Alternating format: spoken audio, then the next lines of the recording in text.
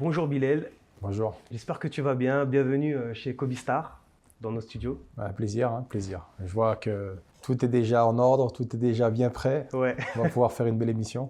Est-ce que tu peux te présenter pour les personnes qui nous regardent? Donc Bilal Latrèche, sportif professionnel, toujours en activité. D'ici bientôt la fin de ce livre que j'ai commencé il y a un peu plus de 30 ans. Donc sportif qui a 39 ans maintenant, originaire du Jura. Donc c'est un petit département que tout le monde ne connaît pas forcément, mais c'est le plus beau département de France. Voilà, comme Avec ça, la c'est Côte dit. d'Or, exactement. Je vis à Dijon depuis plusieurs années, depuis maintenant 17 ans. Franco-algérien, donc je l'ai dit, un sportif. Et puis aussi engagé dans différentes actions associatives, humanitaires et dans l'entrepreneuriat. Et c'est pour ça qu'on va en parler de la question humanitaire et la question sportive pour le développement personnel. Exactement. Qu'est-ce qui te rend le plus fier aujourd'hui par rapport à ton parcours? C'est d'être parti de rien. C'est une chose qui revient beaucoup quand j'en discute comme ça. Cette question, on dit toujours, je vais arriver, comme j'aime le dire, peut-être à une partie de ma vie qui fera d'ici l'année prochaine beaucoup de bascules, beaucoup de changements, quand j'arrêterai ma carrière en fin 2027, où ça a souvent été d'ailleurs reporté pour différentes raisons, mais là c'est sûr, il n'y a pas de... Et qu'est-ce qui a fait le déclic de ça? De dire voilà, c'est 2027 et pas peut-être pousser un petit peu plus? On le sent. En fait, on le sent. Il y a d'un côté les challenges, les objectifs. Aujourd'hui, je suis sur un gros objectif qui aurait pu arriver l'année dernière. Pour diverses raisons, finalement, il a été décalé. Donc, normalement, je devrais le faire cette année. On est en pleine négociation aujourd'hui pour un titre mondial, un championnat du monde, certainement intérimaire contre un solide adversaire. Donc, on est avec les agents et les promoteurs en pleine négociation en ce moment. Et on aimerait le faire d'ici, bien sûr, la fin de l'année, si tout va bien. Et puis, l'année prochaine, selon ce qui va se passer à ce combat-là, on fera une dernière année, ce qu'on appelle une année... soit pour fermer ce qui a pu être gagné cette année ou pour faire un jubilé, un ou deux jubilés selon ce qui sera dans les différents objectifs que seront les miens pour fermer cette carrière. Mais je disais, à 40 ans, on est sur un âge pivot, souvent, comme on aime le dire, mais aussi sportivement parlant pour moi qui arrêtera ma carrière qui a été riche, qui a été longue. J'ai commencé ce sport à l'âge de 8 ans, donc ça veut dire à quel point il m'a accompagné toute ma vie, dans toutes mes épreuves et tout ce que j'ai réalisé même en dehors de la boxe. Je dis toujours que ce qui fait une chose que je retiendrai toujours, c'est que je suis parti de rien, d'un quartier populaire, où le champ des possibles était impossible. Dans les années 80-90, c'était pas évident de pouvoir rêver. Et pourtant, je suis un grand rêveur. Comme beaucoup. Comme beaucoup, exactement. Et il faut le garder. Je dis toujours à des jeunes ou d'autres personnes, quelles que soient les générations, soyez des rêveurs, parce que c'est en rêvant qu'on arrive à atteindre ceci, à vivre justement ses rêves et pas être des fois fataliste ou aigri de ne pas vivre des choses qu'on voudrait pour soi. Donc je pense que l'une des plus grosses fiertés que je peux avoir aujourd'hui, c'est ça. C'est d'être parti sans rien, avec rien, dans une famille très modeste, mais par contre avec des valeurs qu'on m'a inculquées et une éducation qu'on m'a transmise qui est une vraie richesse. Et donc je pense que c'est vraiment ça que je regarderai, que je retiendrai dans tout ce parcours qui a été le mien. Demain, quand je dirai qu'est-ce qui me reste de plus important dans ce que j'ai pu construire, ce ne sera pas forcément mes titres. Ouais. Ce ne sera pas ce que j'ai gagné, ce ne sera pas tout ce que j'ai... ce sera ce que j'ai partagé avec les gens, ce que j'ai animé, et surtout cette trajectoire de rien à quelque chose. Ouais. Ça, c'est une grosse fierté puisque c'est un dépassement de soi. Et qu'est-ce qui pourrait définir en fait ta vie en 3 rondes? En 3 rounds, Ouais. j'ai 3 mots qui me viennent, comme j'aime souvent les répéter: utopiste, rêveur et fraternel. Donc ça, c'est l'évolution au cours de ta carrière et de ta vie. Exactement. Ouais, si tu me dis 3 mots, je te retiens ces 3 mots-là. Après, c'est vrai que je les mets dans un ordre différent, mais utopiste parce que petit, je vais donner un exemple. Des fois, je fais des interventions dans des structures dans lesquelles il y a des jeunes qui sont en difficulté et qu'on fait des petits actes de délinquance, et ils sont souvent dans ce qu'on appelle des centres éducatifs renforcés, fermés ou autres institutions, avec lesquels des fois ils aiment bien échanger, on aime bien faire intervenir des champions sportifs ou d'autres personnes avec lesquels ils ont une identification pour essayer de leur mettre d'autres types de modèles, d'autres rêves justement. Ouais. Et des fois je dis à des jeunes, tiens, j'aime bien savoir moi, c'est quoi tes rêves? Et les jeunes d'aujourd'hui, ils n'ont plus de rêves. Et ils cherchent dans leurs rêves. Ouais. Et moi quand je dis, mais moi petit j'étais... On avait mais je vous aurais bouffé en rigolant, je vous aurais bouffé. Moi, je voulais voir le monde, je voulais voyager, je voulais avoir une belle voiture, je voulais faire plaisir à ma famille, je voulais faire des actions humanitaires comme je le fais actuellement, des choses qui pour moi me paraissaient énormes, pas impossibles, énormes, mais j'étais ce rêveur-là, qui voulait voir, voilà, comme je t'ai dit, qui voulait ce côté rêve américain qui nous était interdit, mais qu'on se disait de toute façon on va se battre pour ça, on va rien lâcher, et puis on va y aller, et puis on veut ça, on veut vivre ça, peut-être plus modestement, mais on veut vivre ça. Et je pense que c'est ça qui est aussi passionnant, tu vois, dans le fait de se dire, quand on fait quelque chose, quand on y croit et quand on rêve, quand on veut se donner les moyens, eh ben on peut y arriver. On en parlera, mais ça mettra du temps. Le parcours ne va pas être facile, il va être très difficile. Il y a plein de choses à construire autour, mais par contre, on peut y arriver. Et ça te pousse aussi vers l'avant. Exactement. Et puis, ce moment de difficulté, ce moment de travail, il est aussi nécessaire, il est aussi important pour muer, pour se transformer, pour s'aguerrir, j'ai envie de dire, que si on nous le donnait facilement. Ouais, c'est peut-être aussi ça, c'est ce que le sport m'a appris dans la vie de tous les jours. C'est que dans les difficultés que j'ai pu affronter, ou toutes et tous peuvent affronter, bah, c'est que des fois, c'est dans la tempête qu'on voit les bons marins. Ouais. Il faut des fois baisser la tête, attendre, être patient, et puis avancer, et puis se dire, voilà, mon rêve, il est là-bas. Je ne vais pas l'avoir tout de suite, mais chaque jour est un jour de plus vers lequel je me rapproche de ce rêve-là. Ouais. C'est un peu comme ça que, si je peux dire, cette question, où je peux répondre un peu sur le côté rêveur. Et comment tu es tombé dans la boxe? Circonstances. Comment c'est venu à toi? Plein de circonstances. À la base, c'est pas mon sport favori. Ah ouais? Ça étonne toujours quand je dis ça. Ouais, à la base, j'étais un footeux. Ah ouais, tu étais plus foot que boxe? Ouais. Ah ouais, je préférais le foot. Je sais pas si toi, c'est arrivé de faire un sport mieux qu'un sport favori. Ça arrive souvent. Hein. Moi, la boxe, en fait, si tu veux, génération 80-90, nous, on aimait bien, tu sais, les Bruce Lee, Jackie Chan, Van Damme. Oui. Donc moi, à la base, j'ai commencé kung-fu, karaté. Et puis, suite à une disqualification sur une compétition, parce qu'il ne fallait pas frapper, puis moi, j'aimais bien déjà envoyer plus jeune, tu vois. Donc, tu faisais de la boxe au foot? C'est un peu ça. Voilà.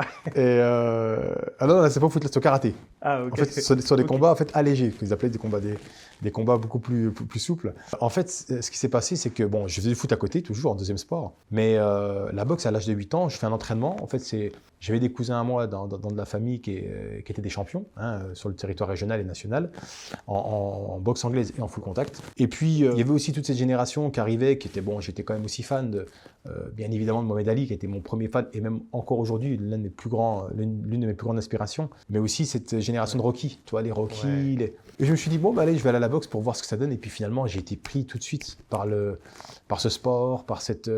on avait un bon prévôt qui était dans cette ville de je suis originaire, un bon prévôt instructeur qui savait aussi nous cadrer et nous apprendre les rudiments de ce sport d'une manière à ce qu'on s'accroche. Et on ne se laisse pas, comme c'est le cas, je le vois encore une fois aujourd'hui, vers des jeunes qui vont faire un sport mais qui ne vont pas s'y tenir dans le temps. Et c'est vrai que moi, c'était quelque chose que tout de suite j'ai dit, je sais que ça va durer longtemps.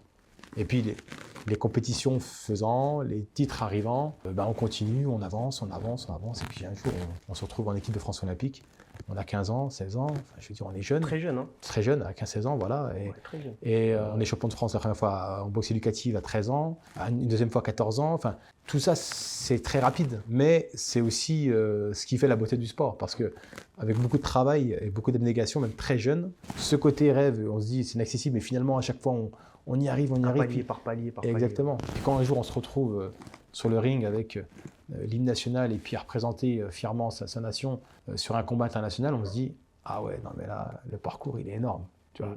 Il y a encore pas longtemps, j'étais dans un quartier populaire où on me disait que tu n'arriveras à rien, où on me disait que tu feras rien, mec. Des deux côtés d'ailleurs, à la fois en dehors du quartier et à la fois dans le quartier. Ah aussi. Ah, bien sûr, ça existe aussi. Et tous ceux qui sont des quartiers populaires peuvent le dire, dans le sens où... Pour te décourager, c'était quoi la sensation? C'était le but? Des fois, je vais mettre en 50-50. Il y a toujours 50% de gens qui vont être fiers et contents de ce que tu vas devenir ou de ce que tu es en train de devenir. Et qui vont partager ta réussite et qui vont te pousser encore plus de réussite parce que tu as une forme de responsabilité vis-à-vis des autres. D'accord. Mais tu as aussi 50% de gens qui se disent pourquoi lui, pourquoi pas moi? Pourquoi il devrait réussir? Ils ne vont pas se donner les moyens que tu t'es donné, ils ne vont pas travailler comme tu t'es donné. Mais ils vont essayer de détruire ce que tu as réussi à faire, parce qu'ils n'ont pas réussi de leur côté. Ouais. Ils vont essayer d'anéantir, ils vont essayer ça peut être de diffamer, de nuire. Et ça, beaucoup de gens, hommes comme femmes, dans les milieux populaires, peuvent en témoigner aussi. Et on en parle beaucoup. Ouais. Et la difficulté quand tu es jeune, elle vient des deux côtés. C'est pour ça que je dis, dans notre génération, ce n'était pas évident aussi à ce niveau-là. Et il fallait s'affranchir de ça.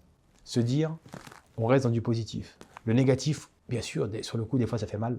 on l'entend, on médite dessus et on se dit, bon, voilà, la chose elle est comme ça, on met de côté et on avance. Cette fois, ma direction, elle est vers ceux vers lesquels je dois donner du temps, ceux avec lesquels j'anime des choses positives, ceux qui se reconnaissent dans ce que je fais et que je me reconnais dans ce qu'ils font aussi, parce que c'est aussi toujours une question de...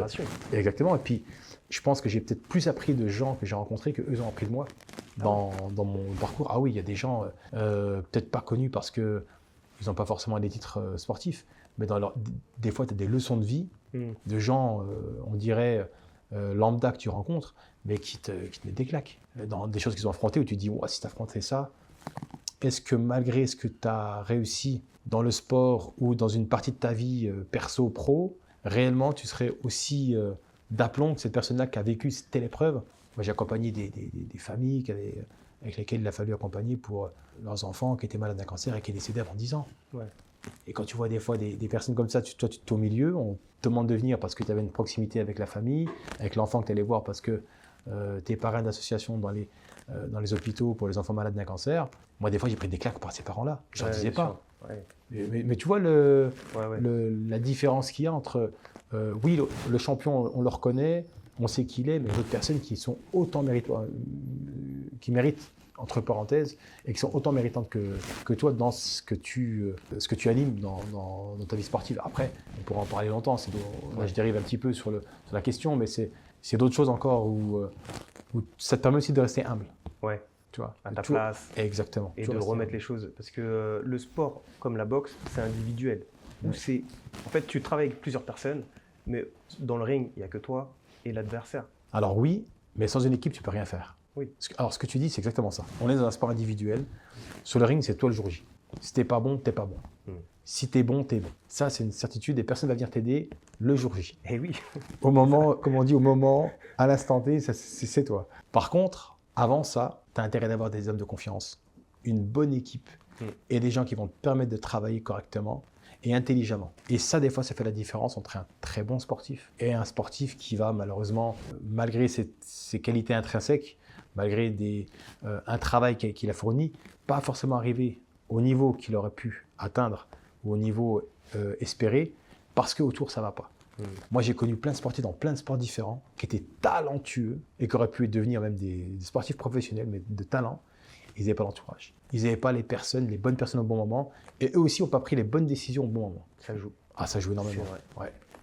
Les gens, tu sais, on rencontre des gens dans notre vie. Moi, j'ai une phrase que j'utilise beaucoup.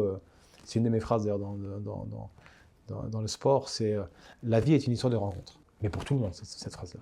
Si tu fais des bonnes rencontres, si tu t'associes avec les bonnes personnes, il peut y avoir des choses qui se passent dans ta vie qui vont être belles. Ouais. En tout cas, les difficultés que tu vas les vivre. Mais elles seront beaucoup plus faciles avec des gens qui sont bienveillantes et qui sont à tes côtés pour te soutenir, plus que des gens, si tu fais des mauvaises rencontres, qui peuvent être malveillantes, qui peuvent être mauvaises, méchantes, malsaines, et qui, malgré les sourires, malgré des fois la proximité, peuvent tout faire pour essayer de te nuire. Ouais. Et moi, j'ai vu des sportifs comme ça tomber malheureusement, vraiment, dans leur carrière, parce qu'ils n'avaient pas forcément les bonnes personnes autour d'eux.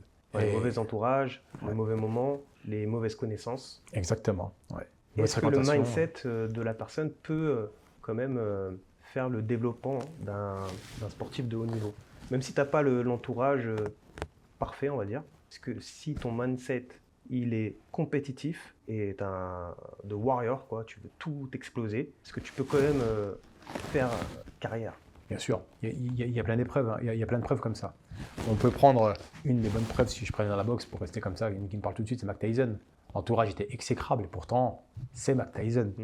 Personne ne peut critiquer Mike Tyson. Et je pourrais te citer plein de sportifs dans plein de sports comme ça différents. Je pense que le sportif, quand il est très bon et quand tu viens de parler du mindset, qui est très important, quand il a une bonne éducation, un bon équilibre mental par rapport à ce qu'il doit s'abstenir, ce qu'il doit se tenir en termes d'exigence, ce qu'il doit se réaliser, ce qu'il doit éviter, ce qu'il doit faire pour atteindre le très haut niveau, même quand l'entourage n'est pas bon, il peut y arriver. Si vraiment le mindset est très bon.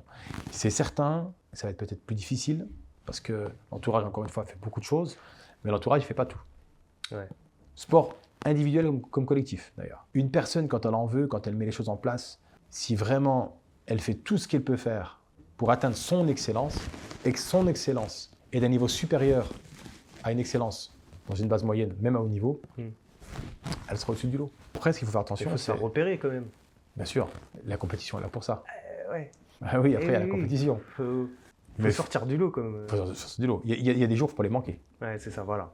Il faut être au rendez-vous par contre. C'est ça, voilà. Il y a des rendez-vous, il ne faut pas manquer. Moi, je dis toujours des fois quand je parle avec des sportifs, des fois on me demande, ça veut dire à plusieurs reprises, de venir parler avec des équipes sportives, professionnelles, dans les sports individuels ou collectifs. Et des fois, c'est vrai que des fois on est étonné comment je parle un peu plus dur avec les sportifs quand à l'approche de la compétition. Ouais. Je fais sortir leur côté bestial, tout en étant dans un équilibre émotionnel. Parce que l'objectif, c'est pas qu'ils perdent le contrôle de soi. Ouais. Par contre, à un moment donné, quand il faut être là, il faut être là. Ouais. Voilà, c'est pas demain. C'est pas, tu vois, c'est maintenant la compétition. Si tu te loupes, il ne faudra pas pleurer derrière. Il faut que tu aies cette envie, cette niaque que tu arrives à transmettre avec les bons mots. Parce que selon la personne, les mots peuvent être différents selon l'écho qu'il a. Tu vois, tu as différents types de personnes aussi qu'il faut savoir calibrer. Mais ça, c'est important de se dire que, comme tu viens de dire, quand après tu vas dans la compétition, tout ce que tu as travaillé avant, c'est ce jour-là qu'il faudra être bon et qu'il faudra te faire repérer. Il faut gagner. Ouais. Il faut avoir cet instant winner aussi. Certains ne le comprennent pas parce qu'on a, selon différentes visions de société, certains n'aiment pas la compétition. Mais on est tout le temps en compétition. On l'est tout le temps. On a beau dire ce qu'on veut. La vie est une compétition. Déjà, de base. De base, oui. Exactement. La vie est un combat. Déjà. La vie est un combat, exactement. Si tu n'acceptes pas et tu te dis, bon, non, moi, je vois des fois une fois j'ai eu une discussion avec des parents, tu sais, sur le contexte. Nous, on dit des ceintures, des gants, c'est comme à l'école, tu sais, quand ils font les natations. Ils ne sont pas forcément d'accord avec ça. Ouais, non, parce que ça met une différence très tôt à tel âge, etc. Je dis, non, moi, c'est bien. C'est pas dire qu'il faut allumer ceux qui n'ont pas réussi. Bien sûr que non. Il faut être pédagogue, il faut avoir un propos et puis une attitude éducative. Par contre, il faut lui faire comprendre, pour celui qui est un petit peu en retard, il va falloir travailler plus, avec celui qui est bon, qui peut encore tous les manger, de cultiver cet esprit, comme on dit, américain, tu vois, American Dream, ce rêve américain, ce rêve de « non, continue, c'est bien », c'est bien, mais c'est pas très bien, tu fais exprès, tu le testes, très bien, c'est encore un peu plus. Tu dis jamais que c'est très bien, tu dis que c'est bien. C'est bien, voilà, un petit sourire, c'est bien, mon petit, t'as bien travaillé. On verra demain. Pas qu'il se laisse aller, comme avec un sportif. C'est bien, mais c'est jamais très bien. Parce que si tu te reposes sur tes acquis, après c'est fini, puisque tu ne progresses plus. Exactement. Parce que tu restes sur tes acquis. Tu restes sur tes acquis, et puis dans le sport de niveau, on sait très bien, quand tu arrives à un moment donné à un sommet de ta carrière, il se passe beaucoup de choses autour de toi. Ouais. Et si tu ne prends pas garde à ça, tu peux rapidement faire ça, et encore plus rapidement faire ça. Ouais. Et ça, tu parlais de mindset. C'est important toujours de se rappeler, de se dire comment j'ai fait pour arriver là. Qu'est-ce qui a fait que j'ai été différent dans ce que j'ai affronté par rapport aux autres et que j'ai réussi à tel moment et que je n'ai pas été à défaut et que j'ai été meilleur? Qu'est-ce qui a fait ça et que je dois répéter? Peut-être avec encore plus de hargne, plus d'envie, plus de rage pour encore réussir sur ce que j'avais réussi avant. Ouais. Essayer de se dépasser à chaque fois. Dès qu'on arrive à se dépasser, là, il faut arrêter. Est-ce que tu te souviens de ton premier combat de boxe? Comment ça s'est passé? Est-ce que c'était une compétition ou je parle vraiment de combat de compétition, c'est-à-dire c'est KO ou gagne? Je me rappelle. Hein. J'avais 10 ans. C'était 2 ans que je faisais de la boxe. C'était à Grès. À Grès, c'est une petite ville à côté du Jura, dans la Haute-Saône, entre Besançon et Vesoul, et Dole, si je fais un triangle. Et c'était un combat en boxe éducative. Donc là, pour le coup, c'était pas un combat avec les KO. Mais je me rappelle comme si c'était hier. Parce que je boxais en plus un boxeur qui était de Lons-le-Saunier. Je fais un petit clin d'œil si jamais regarde la vidéo, qui s'appelait Julien Lorch, qui était d'une grande famille de boxeurs aussi, un très bon boxeur. Et puis quelqu'un qui avait beaucoup plus d'avance que moi et beaucoup plus de combats. Donc j'étais donné perdant avant de combattre. On m'a dit, ouais, tu boxes un tel. Puis moi, tu sais, j'étais dans la carte populaire. Je vais aller dans longue. Puis toute ma famille était là. Moi, ils m'ont mis la pression déjà, ils sont venus vers moi, ils m'ont dit tu perds, tu sais ce qu'on va te faire après. Faut connaître ces choses-là. Moi, c'était pas tu perds, oh, c'est pas grave, non, tu feras bien la prochaine fois, tu perds, on va s'occuper de toi, tu vois. Donc tu avais plus la pression de perdre que du combat. Donc tu disais quand je vais aller, j'ai intérêt à pas le lâcher et puis à travailler parce que sinon je passe à 5 quarts d'heure. Et finalement je fais le combat, je gagne le combat avec une bonne marge parce que je prends tous les rounds ce jour-là. C'était en 3 rounds, hein, j'étais jeune et c'est ce qui a lancé après les autres combats qui sont arrivés derrière. Mais ce premier combat-là, je pourrais jamais l'oublier. Une émotion qui est énorme. Le premier combat, en plus à 10 ans. Première tension. Vivre la pression d'un combat, c'est particulier. Est-ce qu'il y avait la pesée, Ouais, bien sûr. les catégories? Est-ce que Avant, tu peux bien nous sûr, expliquer un petit peu les catégories pour ceux qui ne connaissent pas la boxe? Dans la boxe, qu'on soit en boxe, là on va parler de la boxe professionnelle, hein, bien sûr, par transversalité, il y a la boxe amateur olympique, il y a la boxe éducative, mais quelles que soient les boxes, il y a tout le temps les catégories de poids. Généralement, les catégories de poids se rejoignent de 2 à 3 kg entre les 46-47 jusqu'aux catégories de 79 kg, où je fais partie. 76, 79, 72, 76, 69, 72, 66, 69, et puis on descend comme ça. Au-dessus, après on arrive à 79, donc au-dessus de ma catégorie de 80 kg à 90. Ouais. Ensuite 90, 100 et les plus de 100 kg. Ça, c'est les catégories. Donc moi, je suis en catégorie 76 kg 200 à 79 kg 300. D'accord. Et ça se joue au gramme près. Justement, il y a des régimes Ouais, qui sont faits un peu avant. avant la sûr. pesée. Bien sûr. Ouais. De toute façon, généralement, il y a ceux qui vont faire des croquetting, Ouais. ceux un petit peu moins. Mais généralement, oui, après, si tu sais qu'avant la pesée, 1 ou 2 jours avant, tu as un petit kilo à perdre, tu vas. C'est possible ça, en 2-3 jours de perdre 2 kilos? 2 kilos, tu peux les perdre 1 heure avant, même 1 heure et demie avant, ouais, bien sûr. Ah ouais. Ouais, en fait, sudation, par l'eau. la masse hydrique, exactement. La masse hydrique, c'est la plus grosse masse du corps.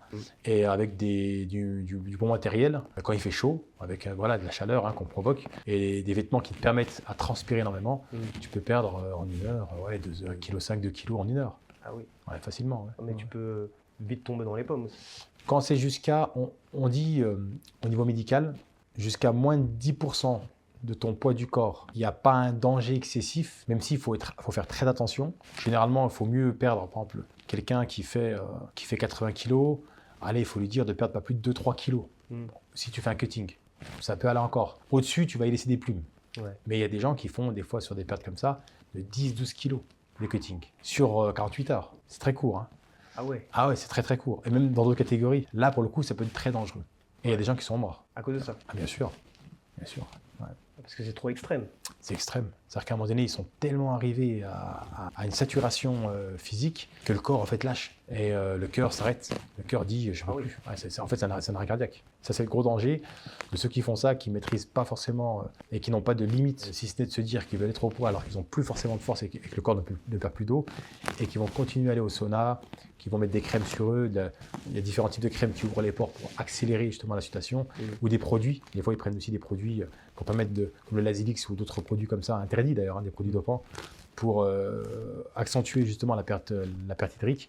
Puis après, tu as des arrêts cardiaques. Ouais. Tu as des chutes de tension énormes. Je ne savais pas qu'il y avait autant de... En si peu de temps, perdre autant de poids. Ah, bien sûr. Le cutting, il est... Ah, le cutting, il est... Ouais. hard. Moi, le plus gros cutting que j'ai vu face à moi, une fois que je boxais contre un boxeur, c'était un Brésilien. Ça date en plus. Hein. Il était monté... En plus, c'était à l'époque où j'étais en moins de 76 kg. Donc 72, 76 kg 200. Je m'étais pesé à 75 kg 9 et lui, difficilement, il court encore. Il faisait chaud, c'est un mois de jour en plus. Il court, je devais courir en cas de sudation 2 heures avant la pesée. Il a déjà couru la veille, le matin. Il a perdu combien? Donc il s'est pesé à 76 kg pile le jour de la pesée du combat officiel. J'ai appris que le lendemain, avant qu'on monte sur le ring, il était monté à 83 kg.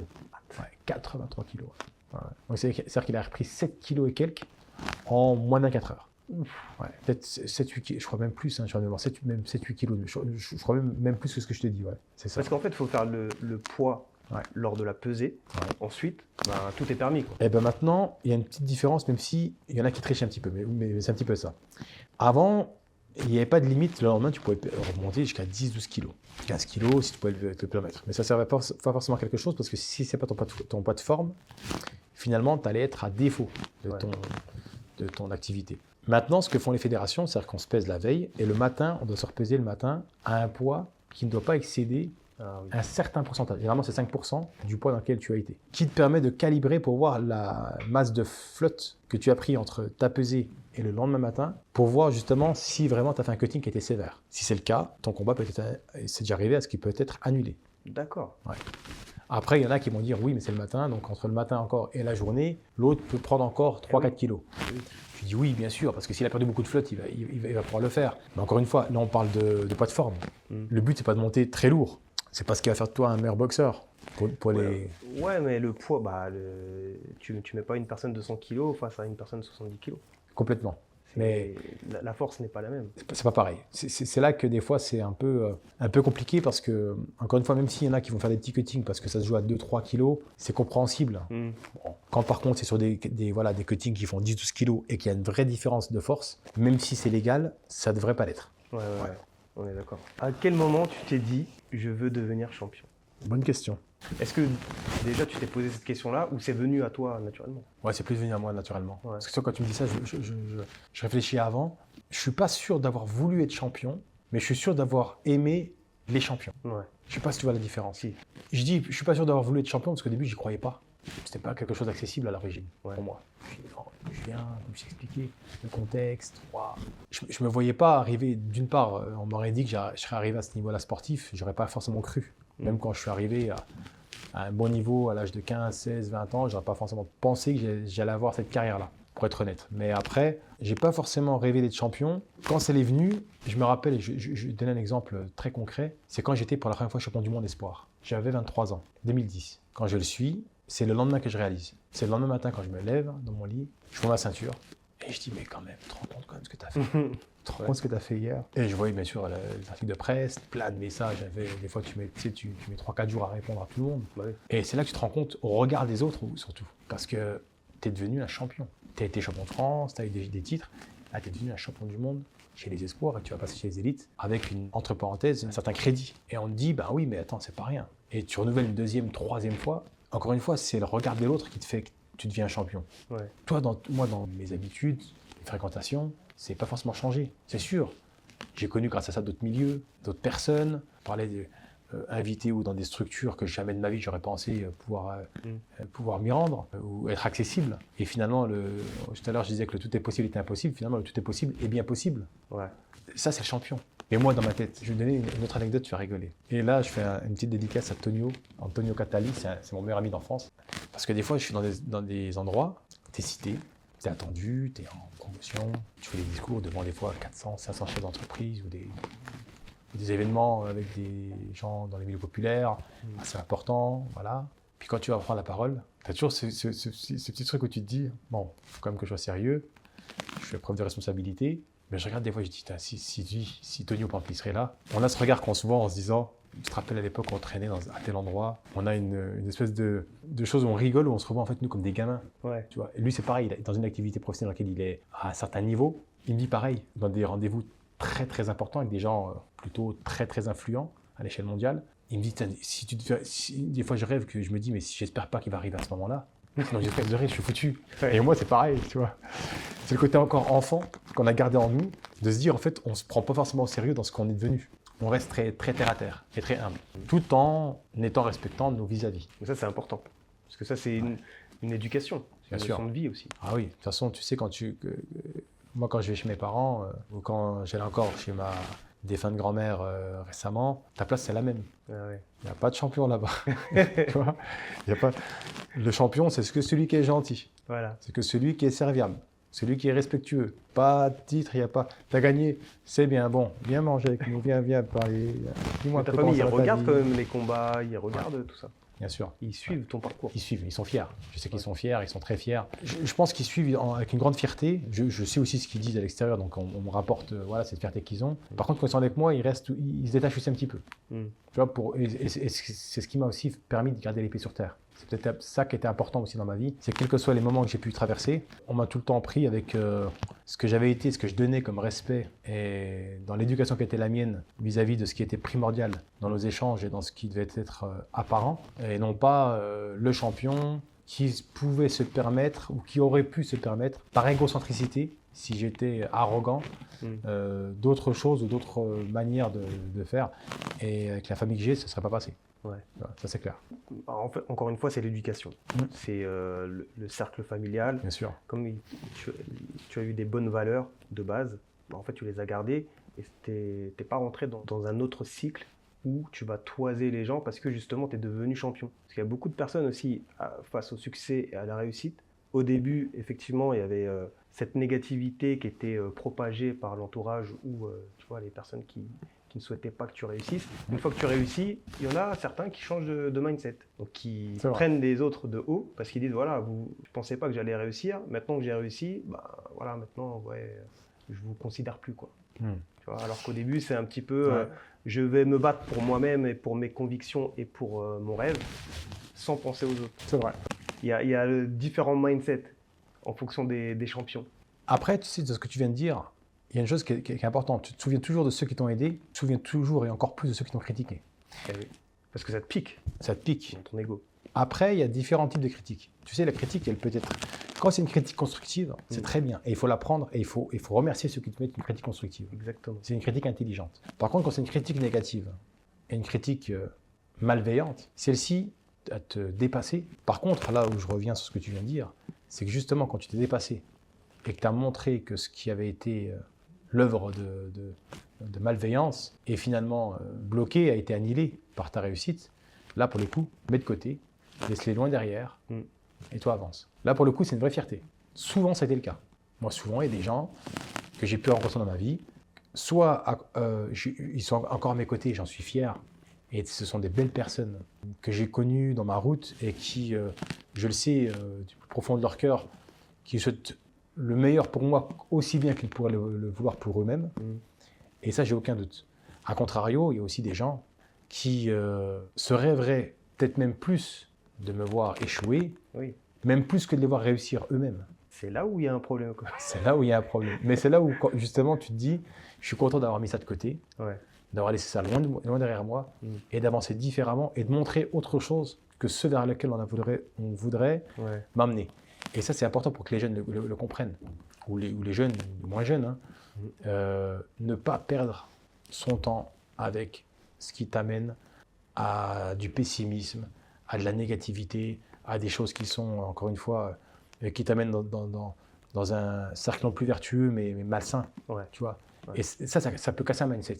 On parlait de mindset, on parle de ça. Ça peut casser complètement On a les énergies aussi. tes énergies positives, tes trajectoires.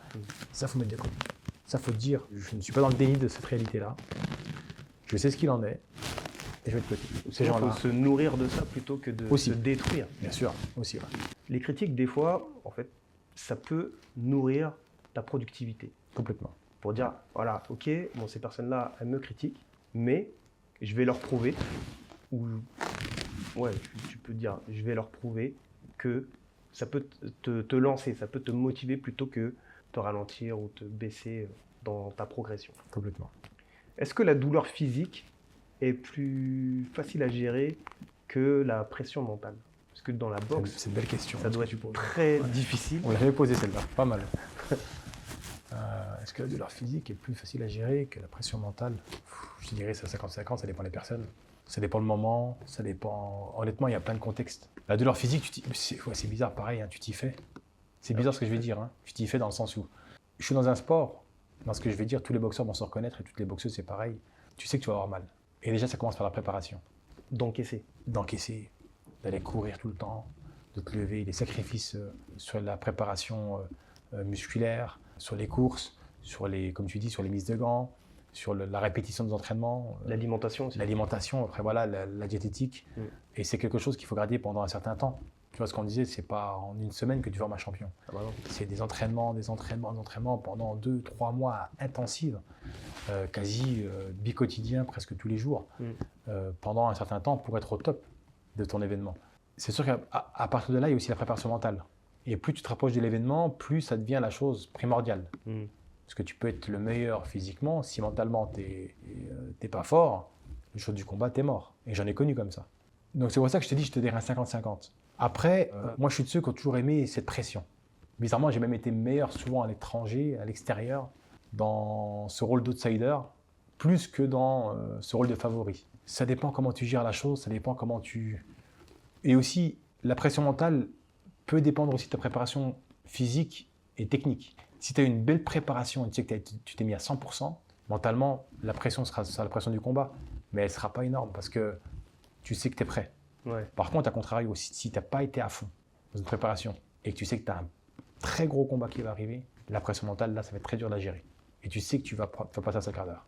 Et le mental, c'est très important parce Ouais. que est-ce que tu coupes les réseaux sociaux avant les combats ou tu te mets dans une bulle 2-3 mois avant? Moi, sur les réseaux, j'ai l'habitude de sélectionner. Hmm. C'est-à-dire que quand je vois des choses qui ne vont pas forcément, je bloque complètement, je ne vois plus rien, c'est fini. Donc, ce qui me permet déjà de ne pas renouer 2 fois avec quelque chose qui est négatif. Soit que ce soit des personnes, soit que ce soit des propos ou des choses qui m'emmènent à avoir du négatif. Donc déjà, comme je l'ai fait depuis longtemps, je peux t'assurer que je ne vois pas forcément autant de choses négatives que ça. On me les rapporte plus par la suite. C'est plus des choses rapportées souvent que je vois moi directement.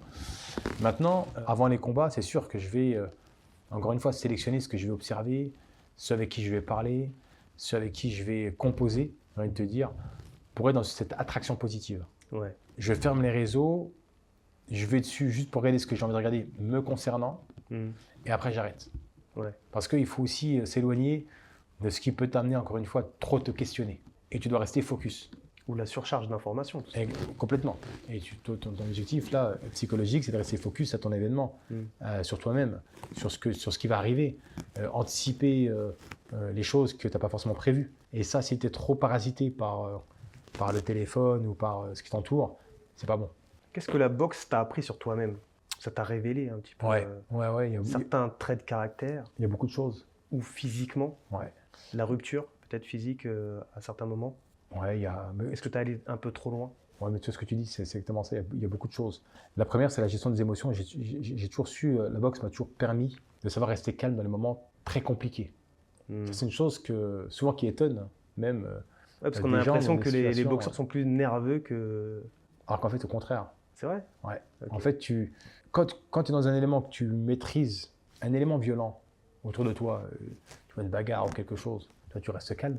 C'est ton quotidien dans le ring. Et tu peux des fois gérer, même faire de la médiation ou faire des choses comme ça, en disant, les gens se disent, t'es resté calme, j'ai vu ça, ça a été compliqué. Je dis, ouais, mais moi, ça ne me stresse pas. Quelqu'un qui gueule ou qui va crier, c'est pas ce qui va forcément me mettre en tension. Donc, je sais rester calme quand d'autres, peut-être, pourraient prendre peur ou pourraient s'énerver. Donc, la boxe, ça m'a appris déjà à gérer mes émotions par rapport à ça. Après, ça m'a aussi appris, bien évidemment, le dépassement de soi. Ouais. Dans les moments difficiles en plus. Parce que souvent, quand on se dépasse dans la boxe, dans la préparation, on n'est jamais. De toute façon, une préparation n'est jamais parfaite. Il y a tout le temps des aléas. Ouais. Il y a tout le temps des choses qu'on n'a pas forcément anticipées. Et ce sport t'apprend que, à un moment donné, tu es face à toi-même. Tu es seul. Toi, ce qu'on disait tout à l'heure, tu ne peux pas te cacher vers quelqu'un ou vers une excuse. Tu es dans les cordes. Exactement. Et là, tu dois avancer. Ouais. Et tu te dis, je vais faire avec ça, je vais composer avec ça, ça va être très difficile. Mais je dois avancer. Je ne peux pas reculer, je ne peux pas peux pas mettre le pied au sol, je dois avancer. Tu mets une transversalité dans la vie, c'est exactement ça. Ou dans le milieu professionnel. De dire des fois à des gens, oui, après, ce qui fait la réussite d'une personne à une autre, c'est celle qui va lâcher, celle qui va continuer. Exactement. Celle qui va continuer, quand même elle continue une marche, au bout d'un mois, cette petite marche, elle en a fait 30. C'est ça. Par contre, si tu stagnes ou tu descends, c'est plus pareil. Ce sport m'a appris ça. Et puis, pour finir, tu viens de le dire, la résilience face à la difficulté. Mais je dis ça dans un contexte non plus que de dire de réussir, il faut se battre contre vents et marées, mais en fait, c'est tout le temps difficile. Ce sera toujours difficile. C'est tout le temps difficile. Si tout était facile, tout le monde le ferait déjà. Exactement, c'est ça. Ouais. C'est là. C'est complètement ça. C'est ce que je dis des fois à des personnes quand on parle de réussite, c'est le principe quand on voit l'iceberg. Ouais. C'est beau ça, hein. Tu vois ça, hein, c'est beau, hein. Ça te plaît, hein, les ceintures, les photos, les promotions, les ceci, d'accord. Viens pour une semaine d'entraînement. Viens tous les matins courir, puis tous les soirs t'entraîner pendant 2-3 heures, saigner, transpirer, et puis le soir tu rentres chez toi, t'arrives à peine à marcher, t'es crevé, oui, c'est ça. T'as qu'une envie, c'est de manger et de dormir. Et le lendemain matin, tu te lèves, c'est rebelote. Et rebelote. T'es tellement fatigué le soir qu'à part regarder la télé, tu peux même plus sortir. Tu peux même plus des fois profiter avec tes amis ou avec ta famille. Parce que c'est ça la réalité du monde du sport de haut niveau. Et souvent, on n'est pas conscient des sacrifices qu'il faut faire. C'est des sacrifices qui sont énormes. Moi, je disais des fois, récemment, on s'est vu avec plusieurs potes d'enfance. Et il y en a un d'eux qui a dit une chose qui m'avait touché quand même. Il m'a dit t'es quand même pas arrivé à ta place par hasard. Puis, moi, je me rappelle quand on était petit, quand des fois le week-end, nous on sortait, ou quand on faisait les choses, toi, je te voyais le dimanche. aller courir, faire 10 km, on avait quoi, 13-14 ans. Et même après qu'on a commencé à grandir, qu'on avait 17-18 ans, quand tu partais à droite à gauche, quand on venait des fois le week-end ou pendant les vacances, tu nous disais les gars, ce soir, je ne peux pas sortir en soirée parce que le matin, moi, je m'entraîne. Bah oui. Et l'après-midi, je m'entraîne encore derrière, alors qu'on était en vacances. Et toi, quand il m'avait dit ça, il s'était rappelé de tous les sacrifices quand on était tous très jeunes. Puis que moi aussi, je voulais des fois un peu plus sortir que ce que je faisais déjà. Je sortais, je me faisais plaisir. Mais pas autant que ce que d'autres pouvaient le faire. Et parce qu'il y avait des choix à faire. Et parce qu'à un moment donné, tu as un objectif. C'est ça. Tu dois t'équilibrer. Mm. Et tu dois te résoudre à te dire, si je veux atteindre cet objectif-là, il y a des choses que je ne peux plus faire. Mais c'est là où c'est fort, c'est le fait de passer outre l'entourage. Parce que tu peux être aussi fort que possible, mais quand tu as un entourage, par exemple, je te donne un exemple qui n'a rien à voir avec la boxe. Tu fais un régime, tu dis voilà, pendant 1 mois, je fais une diète, je veux manger sainement, je ne veux pas boire d'alcool, je veux limiter le sucre, je mange protéiné et salade. Tu vas sortir. Tu vas être avec des personnes qui vont allez, c'est bon, tu peux manger ça, tu vois, tu peux manger des frites, tu peux manger ci, tu peux manger ça.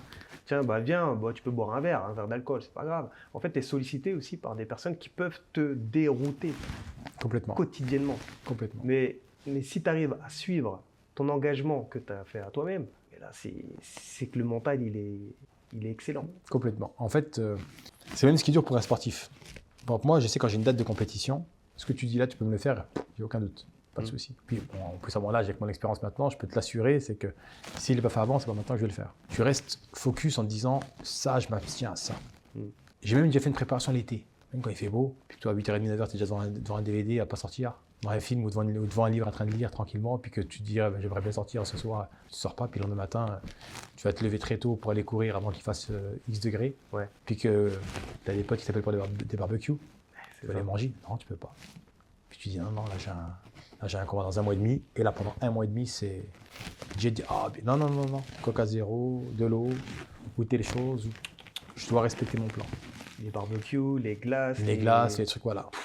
Il y a trop de tentations qui peuvent te dérouter. Mais c'est ce qui fait la différence entre une personne qui va devenir un champion et une personne qui ne le sera pas, quand même elle peut être bonne. C'est qu'à un moment donné, tu vas avoir des sacrifices à faire. Soit tu les fais et tu as conscience de ce qu'il faut faire, de tout ce que tu ne vas pas faire sur le moment, mais que tu vas pouvoir profiter après. Soit tu te dis à chaque fois, bon, allez, je me laisse faire, je me laisse aller, il ne faudra pas pleurer derrière. Moi, une chose qui m'a beaucoup aidé, si ça peut aider des gens, une tips sur des sportifs qui m'a beaucoup aidé quand je faisais mes préparations, c'est que je disais, bon, c'est pas grave, je le ferai après le combat. Et pendant 2 mois, 2 mois et demi, c'était carré de chez carré. J'étais frustré. Souvent. Dire que je n'étais pas frustré, ça serait mentir. Oui, c'est clair. J'étais frustré, comme tout le monde. Moi aussi, j'avais envie de manger un coup, de prendre comme une glace ou quelque chose, sortir. Non, comme tout le monde, tu dois faire des sacrifices. Et je disais, c'est pas grave, t'inquiète, dans 2 mois et demi, je vais me rattraper. Et puis, c'était le cas. Tu fais ton combat, encore plus si tu gagnes. Après, tu sais que tu as 1 mois et demi, 2 mois où tu peux te faire plaisir. Tu peux aller prendre du temps pour toi, tu peux vivre. Tu vois, rattraper ce que tu n'as pas forcément fait. Sans aller dans les excès, bien sûr. Bien sûr, quand je dis rattraper, c'est le côté plaisir que tu as voulu avoir. Je ne parle pas de tout ce qui est... De toute façon, tout ce qui est excès ou extrême n'est jamais bon. Que faisais-tu les jours où tu n'avais pas envie d'entraînement? Où tu n'as pas d'entraînement surtout? Ça dépend du moment, ça dépend de l'année, ça dépend des obligations. Soit je pouvais, comme on en avait parlé, avoir des activités professionnelles, des activités associatives. Soit je pouvais passer du temps avec les miens, ma famille ou les gens avec lesquels à qui je voulais donner du temps et profiter d'autres moments. Tu sélectionnes beaucoup justement le temps passé avec les proches. Et encore plus peut-être avec les années qui viennent. Déjà c'était le cas quand j'étais jeune, mais plus je prends de l'âge et plus mes moments sont sélectionnés avec les personnes avec lesquelles je veux passer du temps et je veux accorder du temps. Celles avec lesquelles je ne veux plus forcément donner du temps ou accorder du temps, je m'embête plus aujourd'hui. Quand j'ai plus envie, j'ai plus envie. Chose que je faisais peut-être moins avant. Tu vois, avant j'accordais peut-être trop facilement du temps ou de l'attention. Aujourd'hui je sélectionne, beaucoup plus. Et bizarrement c'est peut-être pour ça que je suis peut-être même plus heureux aujourd'hui que je l'ai été peut-être dans le passé. Parce que j'ai ces moments, ces instants que je ne veux plus donner à n'importe qui, n'importe comment. Et puis plus on prend de l'âge, c'est vrai que Exactement. tu vois, les parents, la famille, on est tous mortels, hein. Plus on prend de l'âge, on voit aussi nos parents prendre de l'âge, on a envie de passer plus de temps aussi avec Complètement. la famille. Complètement. Et c'est exactement ce que tu dis. Moi, je me reconnais là-dedans complètement. Dans les gens avec lesquels on veut prendre du temps, ça peut être les parents ou peut-être d'autres personnes. Et puis on se dit, on veut prendre ces moments-là. On veut les apprécier pleinement. On veut les vivre pleinement. Parce que quand on a des gens autour de nous, des amis ou des gens de la famille qui partent, la première chose qui vient, c'est est-ce que vraiment j'ai profité de la personne ? Est-ce que dans mon cœur, j'en ai eu assez ou pas ? Je te disais tout à l'heure, moi récemment, j'ai perdu ma grand-mère. J'étais fier de ce qu'elle m'a donné, de ce qu'elle m'a appris, du temps que j'ai passé avec elle. J'étais fier pour être son petit-fils, et fier de cette dame qui a une histoire et des valeurs qui sont énormes. Moi, je suis un grain de sable à côté d'elle. Mais tu vois, quand elle est partie, malgré la tristesse, malgré la douleur, j'étais content. Content de me dire, j'ai profité d'elle. Je l'ai connue toute ma vie. Tous les instants de ma vie, j'ai été à ses côtés. Ça n'a pas été à un moment donné parce que là, elle était en fin de vie ou parce que c'était sur une période. Non. Tout au long de ma vie, elle m'a accompagné indirectement. Et j'étais proche d'une certaine manière avec elle. Et ça, c'est quelque chose qui m'a tout de suite apaisé. Et plus on grandit, tu viens de le dire, hein, plus C'est ça. on se dit, ben voilà, on veut donner du temps aux gens qu'on a choisis et qui nous choisissent aussi. Et le reste... Parce qu'on voit que les années, elles passent tellement vite. Oh. Surtout, comme je t'ai dit, quand tu arrives à un âge pivot bientôt, Voilà. tu te dis, je peux encore dire j'ai 39, je ne suis pas encore dans la quarantaine. Mais c'est vrai que tu te dis, je sais ce que j'ai fait, je sais ce que j'ai réalisé, Voilà. je sais ce que j'ai apprécié, je sais ce que je ne veux plus. Et bien maintenant, vas-y, hein, tu as tout en main. Dès que tu auras encore plus de temps, parce que ce sera le cas dans pas longtemps, j'aurai encore plus de temps, à titre perso, quand le sport de niveau s'arrêtera d'ici l'année prochaine, et ben, ce que tu as construit, ce que tu as compris, ça ira dans une autre direction. Comment gérer l'échec après une défaite? C'est les bonnes questions, encore une fois. Moi, quand j'ai eu des échecs, je crois qu'elles m'ont appris autant que mes victoires. Vraiment. C'est très dur sur le coup. J'imagine. Émotionnellement parlant, il faut se poser un tas de questions, mais en fait, après, dès que la raison revient, dès que l'émotion laisse place à la raison, c'est se dire qu'est-ce qui a fait l'échec dans ce qui t'est, toi, compréhensible et accessible. Moi, je vais prendre ma dernière défaite que j'avais eue en 2015. J'ai fait une préparation qui était chaotique. J'ai loupé ma préparation énormément. J'ai pas été bon sur plein de plans dans cette préparation-là pour en plus d'autres raisons extérieures au ring. Quand je perds, il ne m'a pas fallu 50 000 ans pour comprendre. Dès 2-3 jours après, je sais ce qui n'est pas allé. Je sais que je ne me suis pas assez entraîné. Je sais que je n'ai pas été assez sérieux sur tel compartiment. Que je ne pouvais pas, indépendamment de ça, parce que j'avais d'autres problématiques qu'il fallait que je résous avant de faire une préparation et un combat de cette importance-là. Que j'ai peut-être été arrogant de vouloir le faire malgré cette connaissance du fait que je ne pouvais pas être à 100% de la préparation. Dans le jargon, tu prends une branlée. Donc tu te remets en question. Énormément. Et là, tu te dis... Tu repousses pas la faute sur les autres. Ah non, tu dis c'est moi. Et d'ailleurs, quand j'avais perdu, j'ai dit, mes coachs n'étaient pas bien, plein qui étaient pas. J'ai dit non, c'est pas vous, c'est moi qui ai perdu. C'est moi le premier responsable. Peut-être qu'il y a des choses où vous aurez peut-être dû Alerter peut-être. Alerter, peut-être un peu plus, mais c'est moi le responsable parce que je le savais autant que vous. Et c'est ce qui permet qu'après, tu ne recommences pas cette erreur-là. Et d'ailleurs, c'était le cas. Tout ce que tu as fait après derrière, tu n'as pas recommencé cette erreur-là. En tout cas, jusqu'à présent. Pourquoi avoir choisi le bénévolat après les compétitions?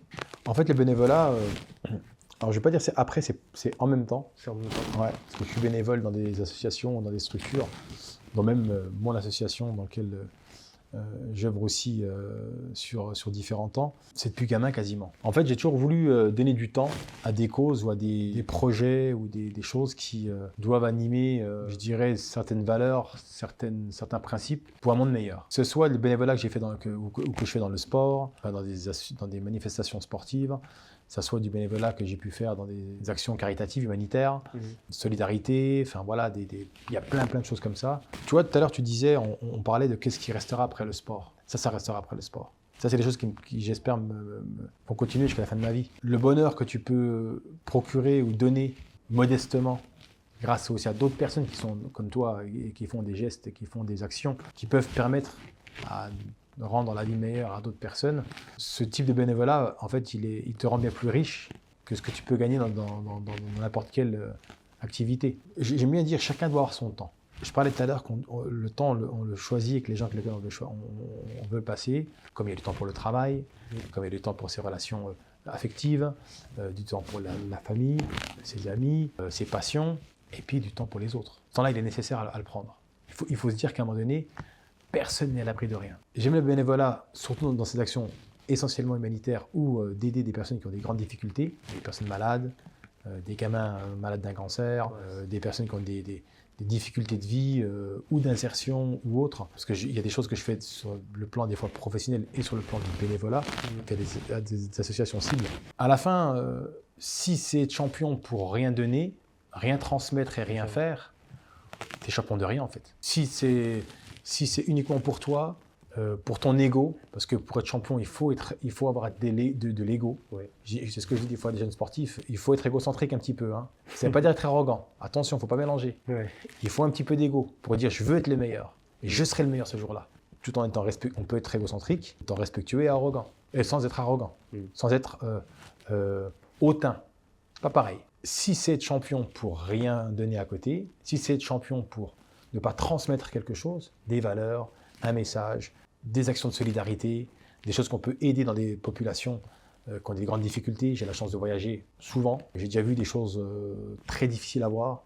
Tu te dis, tu as de la chance de pouvoir manquer de rien. Ben, il faut donner, il faut transmettre, il faut aider. Même les gens, je dis toujours des fois en Occident, certaines personnes en difficulté, tout en respectant aussi leurs émotions, parce que des fois elles peuvent être très difficiles, mais ils ne se rendent pas compte des fois de la chance qu'ils ont par rapport à certaines personnes dans certains pays.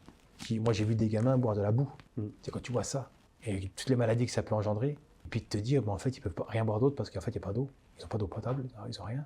Et tu dis à des gens, toi tu arrives chez toi, tu fais ça avec le robinet, et l'eau elle est devant toi. Et quel que soit le niveau social d'ailleurs, plus ou moins, tu vois. On ne se rend pas compte de la chance qu'on a. Donc moi le bénévolat, depuis gamin, ça m'a toujours touché, j'ai toujours voulu faire, pour aider, pour améliorer, pour faciliter, créer des ponts avec des publics en difficulté ou des personnes en fragilité. Voilà, c'est quelque chose qui fait à personne. Ouais. Je suis peut-être plus fier de ça que du reste. Tu es plus fier de la partie bénévole que les titres que tu as gagnés. Mais en fait, c'est en parallèle. Je pense que les deux combinés sont complémentaires. Alors comment je vais te répondre ? Je vais te répondre, mais c'est un petit peu ça, c'est particulier. Les titres que j'ai gagnés, les ceintures que j'ai gagnées jusqu'à présent, et tout ce que j'ai gagné dans ma vie sportive, elles ont flatté l'enfant qui est en moi. Les œuvres caritatives, les actions humanitaires et de solidarité que j'ai faites, c'est l'homme qu'elles ont flatté. L'homme qui doit rester humble. Ça, c'est plus important. Et reconnaissant. Et reconnaissant. Quand je dis humble, bien sûr, c'est ce que je viens de dire. C'est reconnaissant de ce que tu as réussi, de ce que tu as fait et de ce que tu vas encore faire.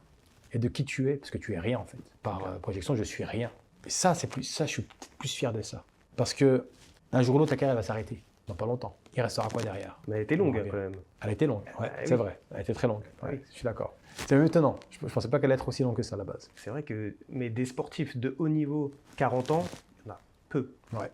Et surtout qui durent aussi longtemps. C'est vrai. Physiquement. Ouais, parce que c'est dur physiquement. Parce que le physique, il prend un coup quand même, de toute façon. C'est très dur. Les préparations sont très très dures. Énorme. J'ai toujours dit, et ça c'est parce que je parle aussi beaucoup avec des anciens mecs qui étaient avec moi en équipe de France de boxe et puis d'autres sportifs dans d'autres disciplines. Tu sais, on sait quand c'est fini. On sait quand... Il ne faut pas faire le combat de trop chez nous. Attention à ça. Mais il ne faut pas t'arrêter avant. Tu peux être aigri et frustré. Moi j'ai toujours dit, je veux que le jour que je dise c'est fini, c'est vraiment fini. Là je sens que j'y arrive bientôt. Chose que je ne chantais pas forcément avant. Même quand je disais ça sera la fin, peut-être l'année dernière ou l'année d'avant, je le disais parce que j'en ai déjà parlé. Certains qui pourront voir notre vidéo vont rigoler parce que je leur ai déjà parlé à beaucoup de personnes. Mais je ne sentais pas encore que c'était fini complètement. Là, je sens qu'on y arrive. Je sens qu'on y arrive. Il me reste encore 2-3 combats à faire. Et après, ça sera vraiment la fin. Mais je le sens que j'ai encore cette envie, cette passion. Te dire si je serai aussi performant, pas forcément. Ça peut peut-être être le moment de dire, c'est pour ça que c'est les derniers. Il va falloir se donner à fond, mais tu ne seras peut-être pas forcément aussi bon que tu l'as été. Mais voilà, je vais vendre cher ma peau, comme on dit. Oui. Très cher ma peau. Ah oui, parce que là... Parce que voilà, tu arrives à un moment où, bien sûr, tu n'es plus aussi frais qu'à 25-30 ans. On a des limites. Et je le sens. Là, je suis sur une pré-préparation en ce moment. Déjà, je sens que c'est très, très dur. Mais ça te plaît aussi. C'est ce qui te permet de te sentir aussi vivant. Qu'est-ce que tu veux transmettre aux jeunes ? Il y aurait tellement de choses à leur transmettre, mais si je devais transmettre une chose, c'est déjà, j'en parlais tout à l'heure, de rêver. Rêver les jeunes, rêver pour vous, rêver pour ceux qui vous entourent. Par contre, rester humain, rester bienveillant. Si je devrais transmettre des choses, c'est celle-ci. Et puis, quelles que soient les trajectoires de vie que vous allez avoir, pensez toujours à essayer de faire le bien. C'est vraiment des messages que j'ai pour les jeunes. J'ai eu plein d'activités tout au long de ma carrière, dans des activités dans l'insertion socio-professionnelle, pendant plusieurs années dans une collectivité, et puis même des actions que je mettais en place de manière libérale dans des structures liées à la protection judiciaire de la jeunesse, liées à d'autres structures aussi qui en dépendent. Et je dis toujours à des jeunes, on peut faire on peut faire du face, on peut faire du flanc, on peut se mentir. Enfin, tu peux mentir à qui tu veux, mais tu ne mentiras pas à toi-même. Quand tu es dans la difficulté, c'est face à toi-même. Sois heureux dans ce que tu fais, et d'apprendre à te connaître, d'apprendre à te reconnaître, d'apprendre à savoir ce vers quoi tu veux aller. Ouais. Et puis, orienter ce vers quoi tu veux t'investir de manière honnête. Encore une fois, je reviens au champ des possibles et à faire vivre ces choses-là qui doivent t'animer. Que demain tu sois, quel que soit le milieu professionnel dans lequel tu vas aller, quel que soit on n'est pas en train de dire que tout le monde va devenir millionnaire ou voilà, c'est pas le but. C'est déjà d'être une personne qui sera en capacité d'être maître de soi-même, maître entre parenthèses de ses décisions, qu'elles soient bonnes ou mauvaises. Les jeunes, c'est ça que je pourrais leur dire aujourd'hui. Tu parlais de modèle tout à l'heure. Donc toi, c'était Mike Tyson, Mohamed Ali. Mohamed Ali, pardon. Plus Mohamed Ali, ouais. Mohamed Ali, excuse-moi.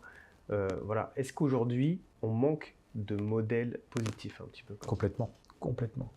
Je sais pas, aujourd'hui, je sais pas si toi tu y arrives, mais j'arrive pas trop à suivre comment vivent les jeunes aujourd'hui. Tu vois, on est en déphasage, c'est normal. Mais complètement. Aujourd'hui, moi, j'ai des jeunes qui viennent me dire. Une fois, je comprends pourquoi je dis ça pour rebondir à ta question.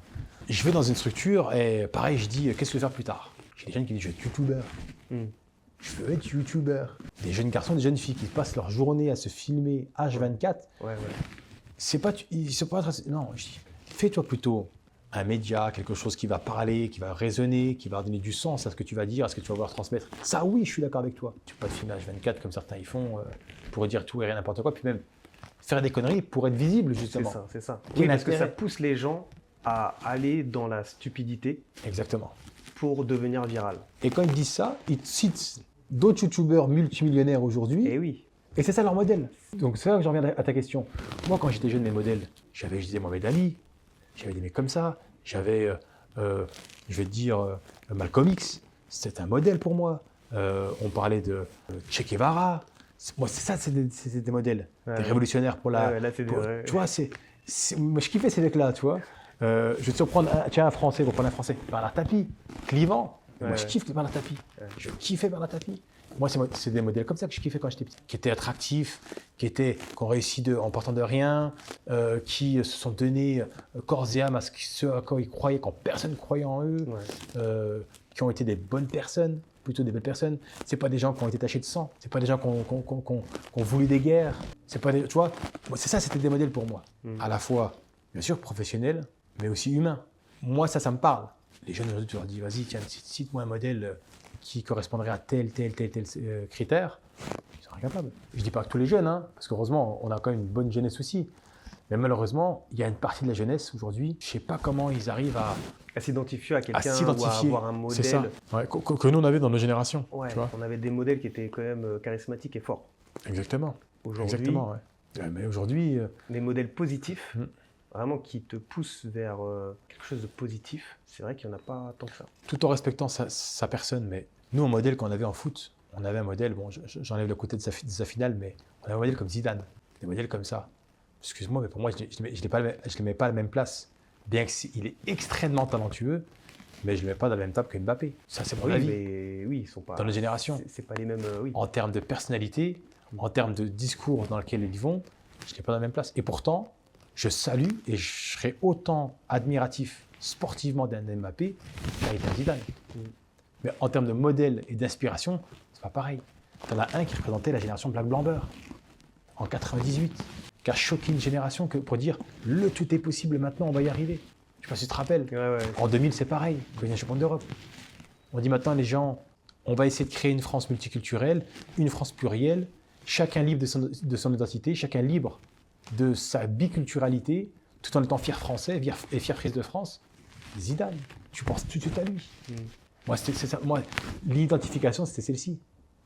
Aujourd'hui, quand tu me parles d'un autre footballeur, je vais te dire, écoute, Ouais, les trash comme les publics ou tu sais, les magazines là. Ouais, c'est ça, voilà. Les Voilà, people. c'est People, voilà. Voilà, les people, C'est pas, voilà, tu vois, c'est sont pas des valeurs fortes. ça. Voilà. C'est dommage. C'est un petit peu le m'as-tu vu, le bling bling, l'argent. Exactement. Beaucoup l'argent. Beaucoup l'argent.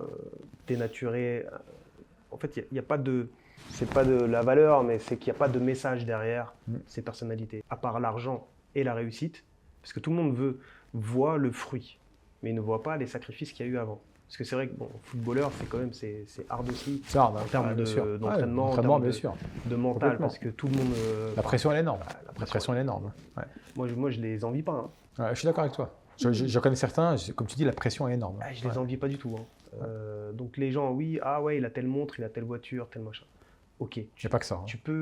Est-ce que tu peux faire une semaine, 2 semaines d'entraînement plus plus la pression qu'il y a derrière? Quand on parle de l'iceberg tout à l'heure, c'est ça. Ça. Les gens voient que le dessus, mais pas l'en dessous. C'est ça. Ouais. Mais il y a des sacrifices qui sont centre d'entraînement à 13 ans, arraché de tes parents, t'es loin de tes parents, t'es enfermé. Enfin, sportif de haut niveau, c'est très compliqué à tous les niveaux en fait. Ouais, je suis d'accord. Est-ce que le succès rend vraiment heureux? C'est dans la continuité. Ouais. Alors, rend heureux, non. Fait plaisir, oui. Je sais pas si tu vois. Si. On voit le succès. Ça fait plaisir. Encore une fois, ça flatte ton ego. Oui, ça c'est clair. Sur le moment, sur d'autres instants, c'est très bien. Par contre, est-ce que ça te rend heureux? Non. Enfin, en tout cas, je pense pas. Pour moi, non. Une satisfaction de tous les entraînements, de tous les sacrifices, d'avoir... Dit comme ça, je te dirais oui. D'avoir réussi, partant de rien, d'être arrivé à quelque chose, ça me rend heureux. Ça me fait plaisir, ça me rend heureux. Oui. Mais quand je dis heureux, c'était plus dans le sens global. Dans le sens, est-ce que tu es en équilibre ou est-ce que tu es à l'équilibre, est-ce que tu es en ton centre parce que tu as réussi? Non, tu es en ton centre parce que tu es en adéquation avec tes valeurs. Tu es en ton centre parce que tu es en adéquation avec ce que tu vis et ce que tu aspires. Les résultats sportifs, la vie que tu as eue en tant que champion, que tu t'es construit, que tu as réussi, certes te rendent heureux, mais les titres n'élèvent pas l'homme. Tu vois Je vois la nuance.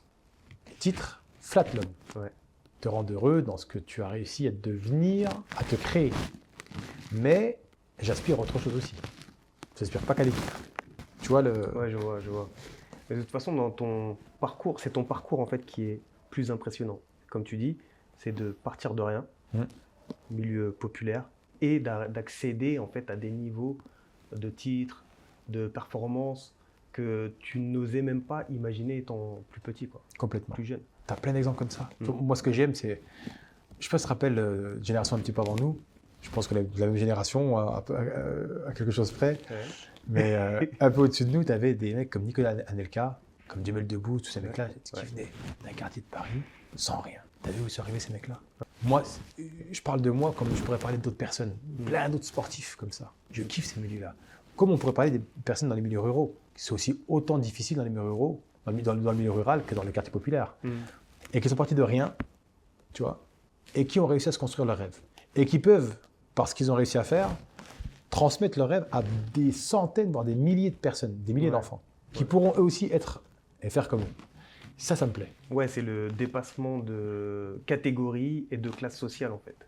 C'est plus... C'est vrai. Tu peux venir du milieu populaire, mais avec l'effort, l'acharnement, la discipline et la hargne, tu peux quand même arriver à dépasser, comme l'exemple que tu as donné, Anelka, Jamel Debbouze. Il a fait fort quand même. Bien sûr, il a fait fort, exactement. Il a fait fort. Très, très fort. Et pourtant, le mec, il part d'un petit quartier aussi. Ouais. Tu vois, les mecs, ils partent de rien. Et ça, c'est des aspirations. C'est des aspirations. Mais surtout, moi, ce que j'aime bien, c'est comme je dis dans le sport, des fois, quand je parle avec des jeunes, ça me fait toujours rire quand t'as des jeunes, j'aimerais bien faire comme toi, ou être comme toi, ou gagner comme toi. Enfin, eux, c'est plutôt je veux gagner comme toi. Je veux gagner, voilà. À la base, c'est ça. C'est l'argent, en fait, qui les motive et qui les dirige vers telle ou telle discipline. Aujourd'hui, en tout cas, ils sont dirigés par l'argent, mais pas vraiment par la passion. Ouais, aussi, c'est vrai. Ces nouvelles générations, c'est beaucoup ça. Ouais. C'est vrai ce que tu dis. Hein. C'est plus financier que vibration. Je suis d'accord. C'est étonnant parce que toi, moi de ma génération, quand je suis allé dans la boxe tout à l'heure, je t'ai parlé de Mohamed Ali. À aucun moment, je me suis dit Mohamed Ali faisait des combats à tant de $. Après, on était moins éveillés par rapport à ça. Aujourd'hui, les réseaux sociaux, c'est vrai que tu as beaucoup d'informations sur le financier. Avant, on en avait moins. Beaucoup moins, c'est vrai. Mohamed Aussi. Ali, les combats, on n'était pas au courant. On s'imaginait un petit peu, mais on n'était pas au courant des contrats, en plus, qui gagnent le combat ou qui perdent le combat. C'est vrai. Ouais, c'est vrai. Il y a des montants. Je suis d'accord. Donc c'est vrai qu'aujourd'hui, tout de suite, c'est affiché. Peut-être aux États-Unis, je pense que c'était dit plus ouvertement. Beaucoup plus. En France, c'était un peu plus caché. Ouais, c'est vrai. Parce que c'est pas dans la mentalité française de parler chiffres. L'argent, ouais. Beaucoup moins en tout cas. Beaucoup moins, ouais, que la mentalité américaine est beaucoup plus axée justement sur le... On dit ce qu'on va gagner, on montre ce qu'on va gagner, beaucoup plus que ce qu'on fait ici. Mais c'était pour motiver les gens aussi, pour les booster, pour suivre, pour avoir des exemples et suivre en fait des modèles. C'est vrai. Comme on parlait de modèles positifs tout à l'heure, c'était pour suivre et donner aussi envie aux gens de se dépasser. Bon, il y a quand même beaucoup de gens aussi qui sont sur le trottoir aussi aux États-Unis, quoi. Malheureusement, ouais. Parce que c'est un pays qui est assez difficile. Qui a ces deux paradoxes. Ouais. Qui est assez paradoxal. Tu peux devenir quelqu'un comme devenir une personne. Ouais. Dans les deux extrêmes, malheureusement. Ouais, c'est vrai que selon les États, selon la manière dont la personne se construit, on oublie de dire qu'il y a American Dream, yes. Mais par contre, derrière, il y a aussi la grande misère. Ça c'est une vérité aussi. Hein. Et pour le mot de la fin, qu'est-ce que tu souhaiterais dire? Impossible is nothing. Ah, ça c'est une publicité, ça. Mohamed Ali. Ah, aussi. Bah oui, c'est vrai. Impossible n'existe pas. Elle est réutilisée dans une publicité. Pour Adidas, je crois. Exact. Mais impossible is nothing. Ce que j'ai envie de dire, ce serait surtout ça. Impossible n'existe pas. Donc donnez-vous la chance de croire à vos rêves, tout en étant exigeant avec vous-même et exigeant autant que se peut envers ce qui doit nous rassembler, ce qui doit nous unir. Ce que tu disais tout à l'heure, ce qui restera après le sport, après la carrière sportive, c'est ce qu'on fait en dehors du ring. Et ce qui va continuer en dehors du ring. Le ring, il aura sa durée, et on a pu briller, et comment maintenant on va éclairer à côté? Comment on va continuer à pouvoir avancer sereinement? Voilà, une autre forme de plaisir, mais de plaisir non plus qu'à soi, mais plaisir aux autres. Donc si je voudrais donner une dernière chose pour la fin, ce serait ça, c'est de dire à chacun de trouver son équilibre, de trouver son centre, d'être animé par ses passions et ses rêves, d'essayer au maximum de les partager et de rester humain. Ça, c'est le plus important, surtout quand on voit ce qui se passe aujourd'hui dans le monde. Merci Bilal d'avoir passé tout ce temps avec nous, de nous avoir partagé ta passion, tes titres, le bénévolat, ton parcours, tes vibrations positives. Et à très vite. À bientôt, à très bientôt.